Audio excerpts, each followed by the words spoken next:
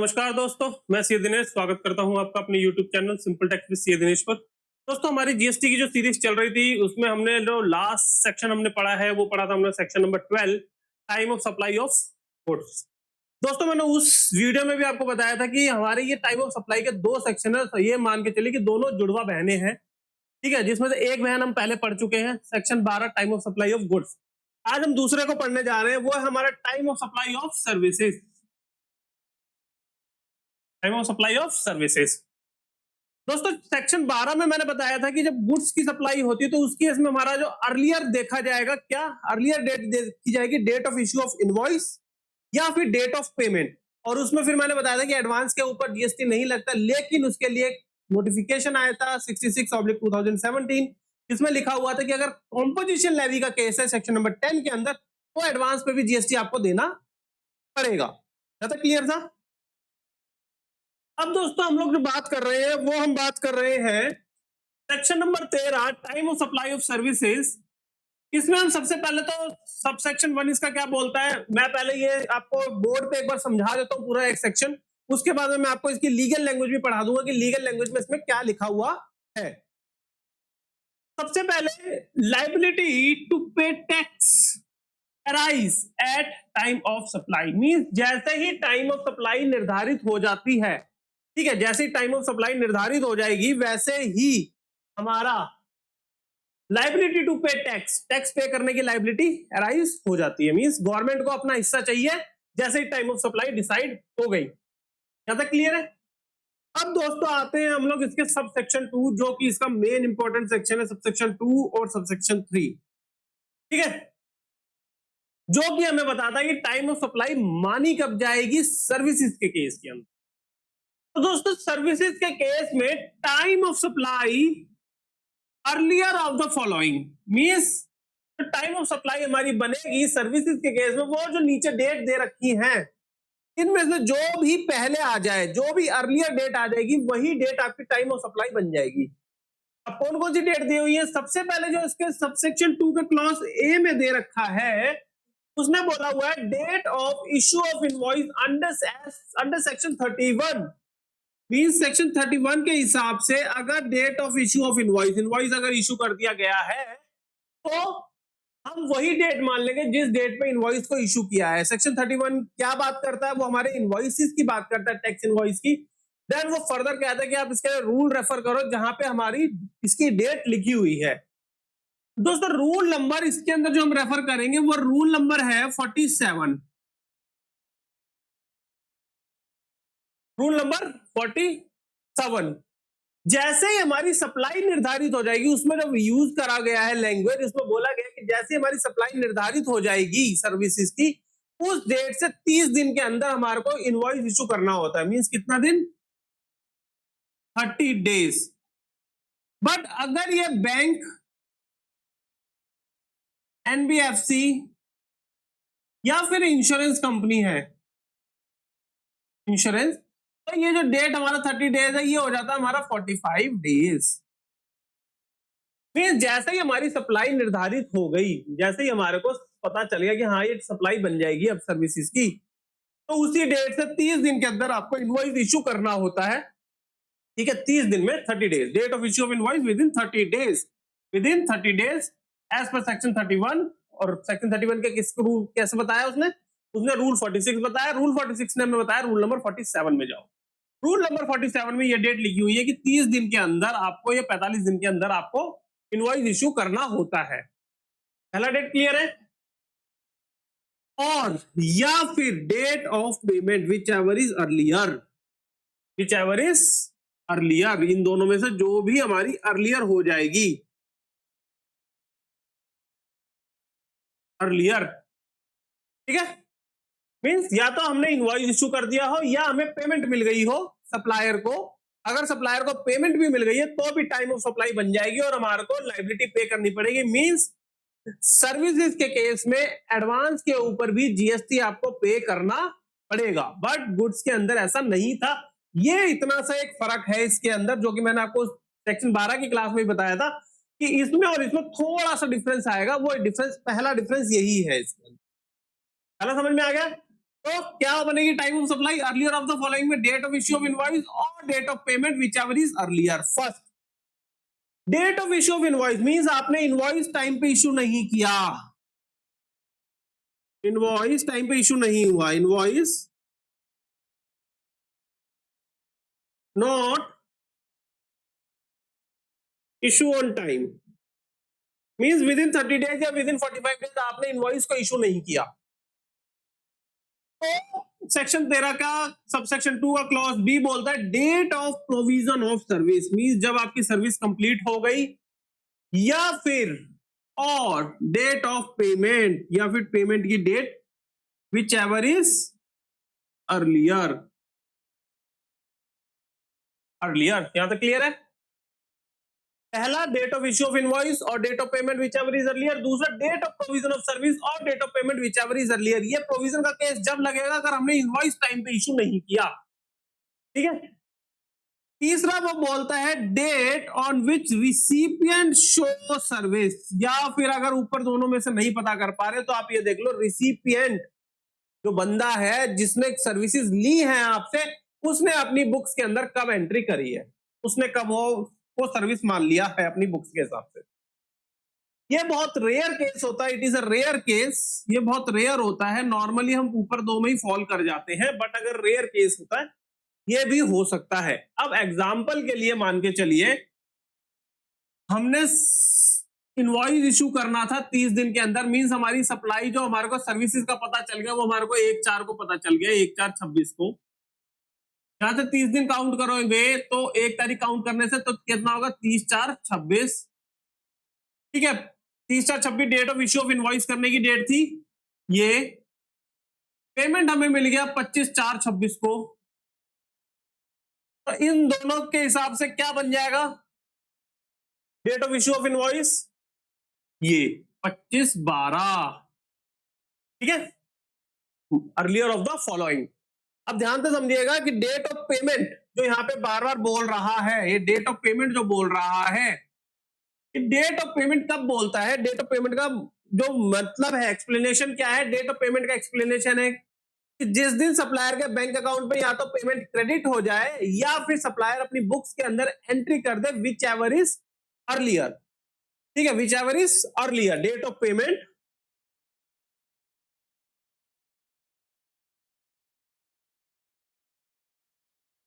Date of payment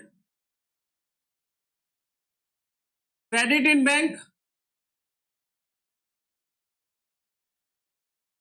और enter in books, enter in books whichever is earlier. इन दोनों में से जो भी पहले हो जाएगा, ठीक है, इन दोनों में से जो भी पहले हो जाएगा वही डेट ऑफ पेमेंट मान ली जाएगी, यानी कि बैंक में क्रेडिट हो गया या बुक्स में एंट्री हो गई। अब एग्जांपल के लिए मैंने पिछली क्लास में भी एग्जांपल दिया, इसमें भी एग्जांपल में बताता हूं। मान लीजिए एनईएफटी का केस है, एनईएफटी आपके पास में 5/4/2026 को आ गई, बुक्स में एंट्री आपने 6 को करी, तो डेट ऑफ पेमेंट कब बन जाएगी 5/4/2026। दूसरा केस मैंने बताया था कि अगर चेक इशू किया, आपको चेक मिला 5 तारीख को, आपने बैंक में 5 तारीख को लगा दिया, पेमेंट आपके अकाउंट में 7 तारीख को आई, तो आपने बुक्स में एंट्री कब कर दी 5 तारीख को, तो आपके लिए डेट ऑफ पेमेंट क्या बन जाएगी 5 तारीख। ज्यादा क्लियर है? डेट ऑफ पेमेंट मैंने दोनों की बता दी है। उसके बाद में date on which recipient show receive services, तो मतलब इन तीनों में से कोई भी एक ही कंडीशन लगेगी। पहले आपको इस कंडीशन में जाना है date of issue of invoice के अंदर और date of payment whichever is earlier. ये फॉल नहीं कर पा रहा तो डेट ऑफ प्रोविजन देखो और डेट ऑफ पेमेंट देखो विच एवर इज अर्लियर। ये भी फॉल नहीं कर पा रहा, देन आपको जाना है कि रिसिपिएंट की बुक्स में देख लो उसने एंट्री कब करी है। क्लियर है दोस्तों? इन तीनों के जो ये क्लॉज दिए हुए हैं, ये वाले जो क्लॉज दिए हुए हैं, इनका एक प्रोवाइजो भी है। प्रोवाइजो पिछले सेक्शन के अंदर भी था हमारा, जो सेक्शन नंबर 12 था, सेम प्रोवाइजो है। वहां पे मैंने बताया था कि अगर कोई इनवॉइस सप्लायर को मिला है, सप्लायर ने इशू किया है रिसिपिएंट को, ठीक है, और सप्लायर को उस इनवॉइस से 1000 रुपए एक्स्ट्रा तक अगर कोई अमाउंट मिल जाता है, अप टू 1000, ये अप टू है, मैक्सिमम है, मतलब इतना। अगर 1000 रुपए तक अगर उसको इनवॉइस वैल्यू से ज्यादा मिल जाता है, ठीक है, तो उस केस में जो इस वैल्यू के लिए जो टाइम ऑफ सप्लाई बनेगी, इसके लिए जो टाइम ऑफ सप्लाई बनेगी, time of supply, issue of invoice date हो जाएगी, इशू ऑफ इनवॉइस। ये ऑप्शनल है, ये ऑप्शनल है, मैंडेटरी नहीं है। मींस एक्ट ने बोला है कि सप्लायर ऐसा कर सकता है, सप्लायर ऐसा कर सकता है बट मैंडेटरी नहीं है, ऑप्शनल है। अगर उसको 1,000 रुपए तक इनवॉइस वैल्यू, मान लीजिए इनवॉइस की वैल्यू आपकी 10,000 रुपए की थी, ठीक है, और सप्लायर का पेमेंट 11,000 रुपए की मिल गई है, तो 1,000 रुपए की जो एक्स्ट्रा वैल्यू मिली है उसके लिए टाइम ऑफ सप्लाई बनेगा। वो सप्लायर के पास में ऑप्शन है कि वो जब इनवॉइस इशू करेगा उसके लिए वही डेट अपनी टाइम ऑफ सप्लाई मान लेगा और उसी टाइम पे उसके ऊपर जीएसटी पे कर देगा। मींस एडवांस वाली कंडीशन नहीं लगेगी, एडवांस वाली कंडीशन नहीं लगेगी यहाँ पे, ठीक है, उस केस में ऑप्शनल है। दूसरा, एक एक्सप्लेनेशन मैंने आपको बता दी डेट ऑफ पेमेंट की, ठीक है, whichever is earlier, mean जब क्रेडिट हो गई या फिर बैंक में क्रेडिट हो गई या फिर बुक्स में एंट्री हो गई, विच एवर इज अर्लियर। एक एक्सप्लेनेशन है सप्लाई की, ये भी सेम है सेक्शन नंबर 12 की तरह। मेरी पिछली वीडियो देखिएगा जरूर सेक्शन नंबर 12 की, आपको ये चीजें वहां से अच्छे से क्लियर हो जाएंगे, बहुत डिटेल में बताया वहां पे। सप्लाई जो इसके अंदर मानी जाएगी, जो वैल्यू सप्लाई मानी जाएगी यहाँ पे, वो up to invoice value, up to invoice value, और as the case may be, और as the case may be payment, और as the case may be payment. इस सप्लाई जो इसमें मानी जाएगी, जो हम बार बार यहाँ पे सप्लाई की बात कर रहे हैं, time of supply, time of supply, supply की जो बात है, सप्लाई अगर इनवॉइस वैल्यू है तो अप टू इनवॉइस वैल्यू तक सप्लाई मानेंगे। पेमेंट मिली है, पेमेंट वाला केस आ जाता है, तो जो इतना पेमेंट आपको मिला वही आपकी सप्लाई मान ली जाएगी। यहां तक कोई क्लियर है? अगर यहाँ तक कोई डाउट हो आपको तो आप मेरे को कमेंट सेक्शन में कमेंट करके मुझसे डाउट पूछ सकते हैं अपना, मैं आपको डेफिनेटली रिप्लाई करूंगा। अगर आपके पास में कोई ऐसा केस है या कहीं आप अगर इंटर की तैयारी कर रहे हैं या कहीं जीएसटी पढ़ रहे हैं, आपके पास में कोई एग्जाम्पल है जो आपको नहीं समझ में आ रहा, आप मेरे पास में भेजिए, मैं उसका डेफिनेटली आपको रिप्लाई करूंगा। यहां तक दोस्तों इतना आपको समझने के बाद में अब हमारा जो अगला केस आता है वो है हमारा आरसीएम। कौन सा है? आरसीएम। आरसीएम मींस जब लाइबिलिटी जो टैक्स की पे करने की जिम्मेदारी रिसिपिएंट की होती है, रिसिपिएंट की होती है, तब आता है आपका आरसीएम का केस, रिवर्स चार्ज मैकेनिज्म, ठीक है, रिवर्स चार्ज मैकेनिज्म। आरसीएम के केस में जो टाइम ऑफ सप्लाई आपकी बनेगी, आरसीएम में रिवर्स चार्ज मैकेनिज्म में टाइम ऑफ सप्लाई बनेगी, वो भी earlier of the following dates. कौन कौन सी डेट? Date of payment, date of payment किसके द्वारा? रिसिपिएंट के द्वारा, रिसिपिएंट के द्वारा, ठीक है, डेट ऑफ पेमेंट। और रिसिपिएंट के लिए डेट ऑफ पेमेंट क्या बनेगी? क्या बनेगी इसके लिए डेट ऑफ पेमेंट? इसके लिए डेट ऑफ पेमेंट बनेगी डेबिट इन बैंक और enter in book, enter in book whichever is earlier, whichever is earlier। तो डेट ऑफ पेमेंट सबसे पहला आरसीएम के केस में देखना है कि रिसिपिएंट ने कब पेमेंट करी है। तो रिसिपिएंट की पेमेंट कैसे देखेंगे आप? कि उसने अपनी बैंक की, उसका डेबिट कब हो गया या फिर उसकी बुक्स के अंदर कब एंट्री होगी, दोनों में से जो भी डेट अर्लियर होगी वही डेट आपकी टाइम ऑफ सप्लाई मान ली जाएगी। और एंड बहुत दुखी करते हैं, इसलिए बहुत ध्यान से रखना कि भैया और है कि एंड है। अगर ये नहीं मिल पाता, ये आपको पता नहीं है, कोई बात नहीं, date immediate 60 days from the issue of the invoice by the supplier or any other document in lieu of the invoice। Means अगर ये नहीं पता चल पा रहा, कोई बात नहीं, तो जो सप्लायर ने इनवॉइस दी है या कोई अदर डॉक्यूमेंट दिया in lieu of the invoice, means हो सकता है डेबिट नोट दिया हो उसमें या कोई और वाउचर दे दिया हो, तो जिस डेट पे सप्लायर ने इस इनवॉइस को इशू किया है, date of invoice, date of invoice, invoice date से इमीडिएट 60 days, ठीक है, इमीडिएट 60 days। सेक्शन 12 में क्या था? Immediate 30 days from the date of issue of invoice by the supplier.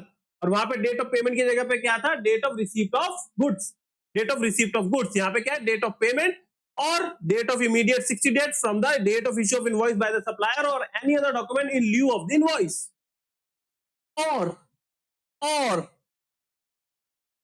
या फिर date of issue of invoice by the recipient if the recipient is liable। ये क्या है? ये है हमारा सेल्फ इनवॉइस। सेल्फ इनवॉइस, ये आपको पता होगा कि जीएसटी के अंदर आरसीएम में जब आप कोई गुड्स या सर्विसेज, गुड्स की बात नहीं करता, सर्विसेज की बात करता है, वो मैंडेट जो अभी बोला गया है, सर्विसेज के केस में ये जो आपको बोला है उसमें क्या बोला है, सेल्फ इनवॉइस अगर रिसिपिएंट को इशू करना है, रिसिपिएंट को सेल्फ इनवॉइस इशू करना है, ठीक है, एक मिनट, हाँ, रिसिपिएंट को अगर सेल्फ इनवॉइस इशू करना है, यानी रिसिपिएंट की ड्यूटी है कि भाई सेल्फ इनवॉइस इशू करना पड़ेगा उसको, तो उस केस में जिस डेट पे सेल्फ इनवॉइस इशू किया गया है वही डेट मान ली जाएगी। ये date of issue of invoice कौन सी है? सेल्फ इनवॉइस, सेल्फ इनवॉइस, ठीक है। तो आरसीएम के केस में टाइम ऑफ सप्लाई क्या बनेगी? अर्लियर ऑफ द फॉलोइंग, क्या? Date of payment by the recipient, और डेट ऑफ पेमेंट में भी कौन सी डेट? Date debit in the bank, और enter in the books of the supply, enter in the books of the recipient whichever is earlier, वो नहीं है, कोई बात नहीं। Date of immediate 60 days from the date of issue of invoice by the supplier और any other document in lieu of the invoice, और date of issue of invoice by the recipient if the recipient is liable for that, यानी कि self invoice के case में ये। तो इनमें से जो भी डेट पहले आ जाएगी, जो भी डेट अर्लियर होगी, मैं बार बार बोल रहा हूं अर्लियर, अर्लियर मतलब जो भी कार्यक्रम पहले हो जाए, जो भी घटना पहले घटित हो जाए, वही डेट आपकी टाइम ऑफ सप्लाई मान ली जाएगी। यहां तक क्लियर है? कोई डाउट? उसके बाद में हमारा आता है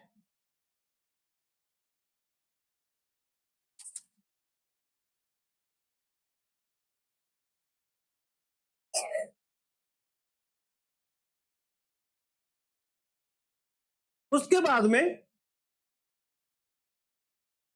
इस आरसीएम का भी एक प्रोवाइजो है, आरसीएम का भी एक प्रोवाइजो, ये प्रोवाइजो आपका सेक्शन 12 में भी था। अगर आपको पता हो तो कमेंट जरूर करना। अगर मेरी वीडियो पीछे देखिए, मैंने इसका प्रोवाइजो सेक्शन 12 में भी बताया था। प्रोवाइजो क्या है इसका?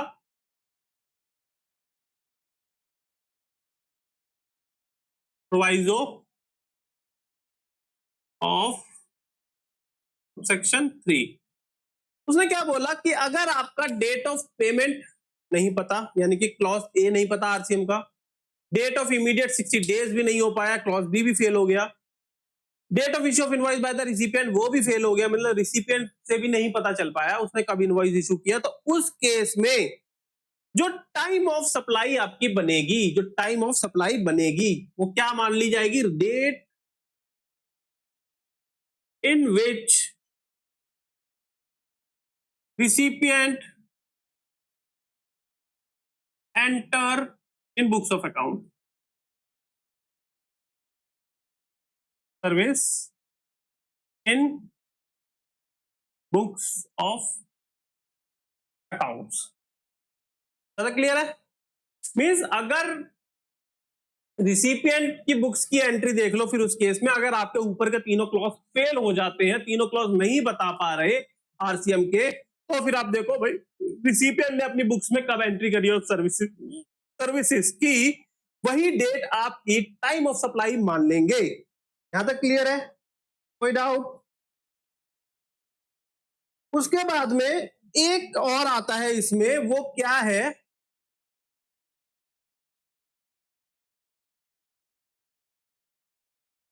इसके बाद में एक प्रोवाइजो और है इसमें। क्या प्रोवाइजो है कि आपको पता होगा कभी कभार हम लोग क्या करते हैं कि कोई गुड्स, कोई सर्विसेज हम एसोसिएट एंटरप्राइजेस से ले लेते हैं, और वो एसोसिएट एंटरप्राइजेस कैसी है? जो कि आउटसाइड इंडिया है, इंडिया के बाहर है। हम अगर एसोसिएट एंटरप्राइजेस से कोई भी सर्विसेज ले रहे हैं जो कि आउटसाइड इंडिया है, तो उस केस में जो टाइम ऑफ सप्लाई बनेगी वो आपकी जब आपकी बुक्स में एंट्री हुई है, रिसिपिएंट की जो बुक्स में एंट्री हुई है वही डेट मान ली जाएगी। ठीक है, ये मैं आपको दिखा देता हूं कहां पे बोल रहा है।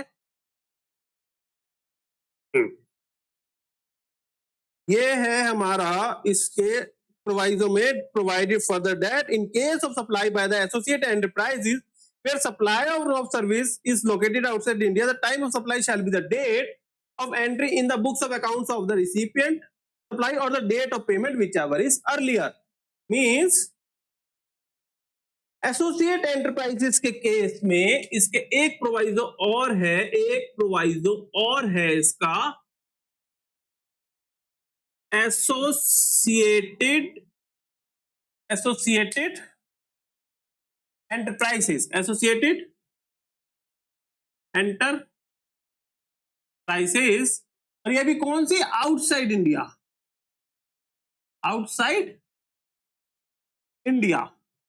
तो इसमें बोलता है अगर कोई एसोसिएट एंटरप्राइज मींस कंपनी का कोई ऐसा साथी है जो कि बाहर है और वो सप्लाई कर रहा है सर्विसेज की रिसिपिएंट को, तो उस केस में, और वो आउटसाइड इंडिया है, तो उस केस में तो टाइम ऑफ सप्लाई इसमें बनेगी, जो time of supply TOS time of supply बनेगी वो date of entry in books of date of entry in books of accounts और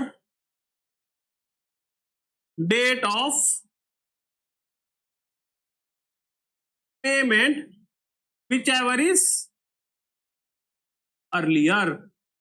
मींस इन दोनों में से जो भी हमारा पहले हो जाएगा, ठीक है, date of entry in the books of accounts और date of payment whichever is earlier। किस केस में, एसोसिएट एंटरप्राइजेस के केस में। ठीक है, एसोसिएट एंटरप्राइज मैंने बता दिया कोई ऐसी कंपनी है बाहर जो जिससे कि कंपनी का लिंक है और उससे अगर वो कोई सर्विसेज ले रहा है, तो उस केस में जो टाइम ऑफ सप्लाई बनेगा वो हमारा बनेगा जब हमारी बुक्स में, रिसिपिएंट की बुक्स में, ठीक है, बुक्स भी कौन सी होंगी, बुक्स भी रिसिपिएंट की, ठीक है, तो सर्विसेज ले रहा है, रिसिपिएंट की बुक्स के अंदर कब एंट्री हुई है या फिर उसने पेमेंट कब करी है, whichever is earlier।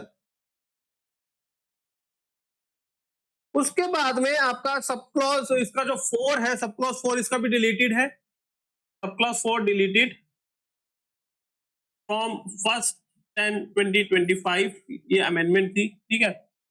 अगर कोई पुराना एक्ट किसी के पास में हो तो वो प्लीज ध्यान रखिएगा, वाउचर वाला जो सेक्शन है इसके अंदर से वो हट गया है, वो अब काम का नहीं है इसमें, ठीक है। उसके बाद में आता है सब clause 5, sub clause 5 it is same as section number 12। अगर ऊपर कहीं से टाइम ऑफ सप्लाई हम लोग नहीं निकाल पा रहे, तो मतलब कि सबसेक्शन 2, सबसेक्शन 3, सबसेक्शन 4, ठीक है, बाकी इनके जो प्रोवाइजो है, अगर वहां से आप टाइम ऑफ सप्लाई नहीं निकाल पा रहे, TOS नहीं निकल पा रही, तो ये कहता है पहला, अगर पीरियोडिकल रिटर्न फाइल हो रही है, periodical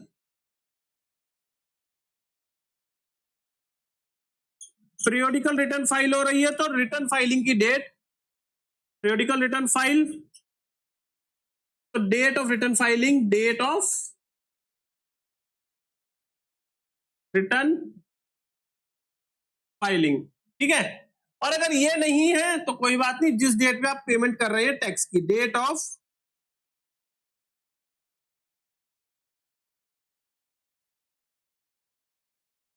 payment of tax, date of payment of tax, if tax paid, अगर टैक्स पे कर रहा है तो टैक्स पे की जो डेट होगी वो हमारी मान ली जाएगी। अगर हमारा ऊपर कहीं से नहीं पता चल पा रहा, तो वो कहता है सबसेक्शन 5 के अंदर कि भाई पीरियोडिकल रिटर्न फाइल हो रही है, तो जिस डेट पे वो रिटर्न फाइल कर रहा है वो डेट मान लो। अगर ये नहीं है कोई बात नहीं, तो जिस डेट पे वो पेमेंट कर रहा है टैक्स की वो डेट मान लो, ठीक है, यहां तक क्लियर है। उसके बाद में एक इसका सबसेक्शन और है जो कि लास्ट सबसेक्शन है इसका, सबसेक्शन 6। वो क्या बोलता है, कोई अगर इंटरेस्ट, लेट फी या पेनल्टी मिली है, अगर पेनल्टी मिली है, कोई इंटरेस्ट, लेट फी या पेनल्टी अगर सप्लायर ने चार्ज करी है, ठीक है, तो वो जिस दिन पे ये एक्चुअल मिल जाएगा, actual receiving date, actual receiving date is time of supply, वही इसकी टाइम ऑफ सप्लाई मान ली जाएगी। ठीक है, इंटरेस्ट लेट या पेनल्टी अगर कुछ मिलती है तो एक्चुअल रिसीविंग डेट को ही हम टाइम ऑफ सप्लाई मान लेंगे। ठीक है, ये सबसेक्शन 6 था, ये हमारा सेक्शन नंबर 16 था, 13 था, time of supply of services. ठीक है, ये मैंने आपको यहां तक पढ़ा दिया है। एक बार मैं आपको इसकी रीडिंग, तो ये मैंने पढ़ाया है, मैं इसकी लीगल लैंग्वेज भी आप लोगों को दिखा देता हूं ताकि आप लोगों को समझ में आ जाए कि इसमें और कोई भी नहीं है। सेम लैंग्वेज जो मैंने यहाँ पे, जो मैंने आपको समरी पढ़ाई है इसकी सेक्शन 13 की, यही बातें हमारी उसके अंदर भी लिखी हुई हैं। ठीक है, आइए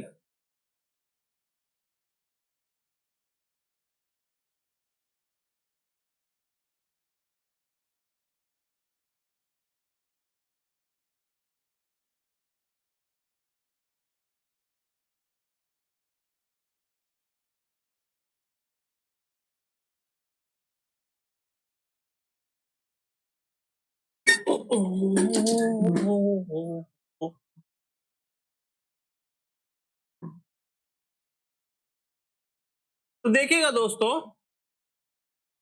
section 13 time of supply, hope ये आपको दिख रहा होगा। ठीक है, और अगर नहीं दिख रहा है तो मैं एक काम करता हूं, इसको ठीक है,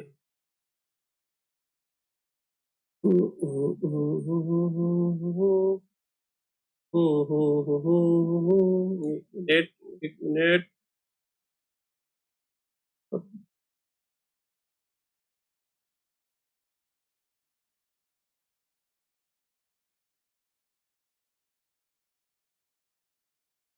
होप अभी आपको दिख रहा होगा। ठीक है, तो सर इसमें बोल रहा है कि टाइम ऑफ सप्लाई, देखते रहिएगा आप क्या क्या बोल रहा है उसमें। Time of supply of services, सबसे पहले उसने बोला liability to pay tax on services shall arise at the time of supply. जैसा कि मैंने आपको बताया था कि कब अराइज हो जाएगी, जैसे ही हमारा टाइम ऑफ सप्लाई डिसाइड हुआ वैसे ही हमारी उस सर्विसेज के ऊपर लाइबिलिटी पे करने की लाइबिलिटी आ जाती है कि हमारे को उसके ऊपर टैक्स पे करना है। और इसको निर्धारित कैसे किया जाएगा, according in with the provision of this subsection. तो कैसे सेक्शन है इसमें, सबसे पहला दे रखा है subsection 2, the time of supply shall be the earlier of the following dates, earliest of the following dates, namely पहला date of issue of invoice, date of issue of invoice by the supplier if the invoice is issued within the prescribed time as per section 31, or the date of receipt of payment whichever is earlier। और section 31 में जो date हमने बोली हुई थी वो क्या मैंने डेट बताई थी आपको, 30 डेज और 45 डेज, वो भी मैं आपको एक बार चेक करवा देता हूं। ये देखिए rule number 47, time limit for issue of tax invoice, the invoice referred to in rule number 46 in the case of taxable supply of services। Goods की बात नहीं कर रहा, सर्विसेज की वो बात कर रहा है। ठीक है, वो क्या बात कर रहा है, सर्विसेज की वो बात कर रहा है। Time of supply of services shall be issued within a period of 30 days from the date of supply of services. मतलब जब उसने सप्लाई करी है उसी डेट से 30 दिन के अंदर उसको या तो इशू करना है, provided that where the supplier of the services is an insurer, banking company or an NBFC। मैंने ये पहले बताया था आपको, कोई फाइनेंशियल इंस्टीट्यूशन, बैंकिंग या इंश्योरेंस कंपनी है, उनके लिए जो डेट है वो 30 डेज की जगह पे कितनी है, 45 डेज। ज्यादा क्लियर है। देन उसके बाद में उसने बोला कि अगर हमारे को date of issue of invoice हमने सेक्शन 31 के हिसाब से इशू नहीं कर पाए तो date of payment whichever is earlier. ठीक है, डेट ऑफ पेमेंट और receipt of payment by the supplier. Second उसने बोला the date of provision of service, अगर हमने इनवॉइस टाइम पे इशू नहीं करा तो हम प्रोविजन कब सर्विस कंप्लीट हो रही है वो डेट हम लोग देख के चलेंगे कि सर्विस कब कंप्लीट है हम लोगों की। जैसी सर्विस कंप्लीट हो जाएगी उसी डेट पे हम लोग उसको मान लेंगे कि भैया ये हमारी डेट ऑफ सप्लाई है, या फिर डेट ऑफ पेमेंट, अगर हमारे को पेमेंट पहले मिल गई है तो date of payment whichever is earlier. और अगर ये दोनों ना सॉल्व कर पाए तो तीसरा बोला date on which the recipient show the receipt of service in his books of account. और अगर ऊपर से दो कवर नहीं कर पा रहे तो फिर हमारे को देखना है कि कब सप्लायर, कब रिसिपिएंट ने अपनी बुक्स के अंदर उस सर्विसेज को दिखाया है, वही हमारी टाइम ऑफ सप्लाई बन जाएगी। उसके बाद में उसने प्रोवाइजर बोला, मैंने पढ़ाया था 1000 रुपए तक की अगर कोई वैल्यू है उसके लिए सप्लायर के पास में ऑप्शनल पावर है कि वो टाइम ऑफ सप्लाई जो इश्यू ऑफ इनवॉइस की डेट मान लेगा। तो provided that where the supplier of taxable services an amount up to 1000 rupees in excess of the amount indicated in the tax invoice, the time of supply to the extent of such excess amount shall at the option of the said supplier, supplier के लिए optional है कि वो उसके लिए date of issue of invoice मान सकता है of such excess amount up to ₹1000। उसके बाद में एक्सप्लेनेशन दी हुई है, एक्सप्लेनेशन मैंने आपको पढ़ा दी थी, जैसा कि सप्लाई के लिए क्या बोला, supply shall be deemed to have been made to the extent it is covered by the invoice, mean जितनी इनवॉइस में वैल्यू लिखी हुई है वही वैल्यू हम लोग सप्लाई की मानेंगे, या फिर एज द केस में भी अगर पेमेंट मिली है, अगर पेमेंट वाला केस बन रहा होगा, एडवांस का केस है, तो जितनी पेमेंट मिली है वही हमारी टाइम ऑफ सप्लाई मान ली जाएगी। उसके बाद में उसने बोला the date of receipt of payment, receipt of payment कौन सी मानी जाएगी, जिस दिन बैंक में क्रेडिट हो गई या फिर बुक्स में एंट्री हो गई, विच एवर इज अर्लियर, वही बात यहाँ पे लिखी है, the date of receipt of payment shall be the date on which the payment is entered in the books of accounts, या तो अकाउंट्स में एंट्री हो गई ऑफ द सप्लायर, और the date on which the payment is credited to his bank account, या फिर bank account में credit हो गई, विच एवर इज अर्लियर।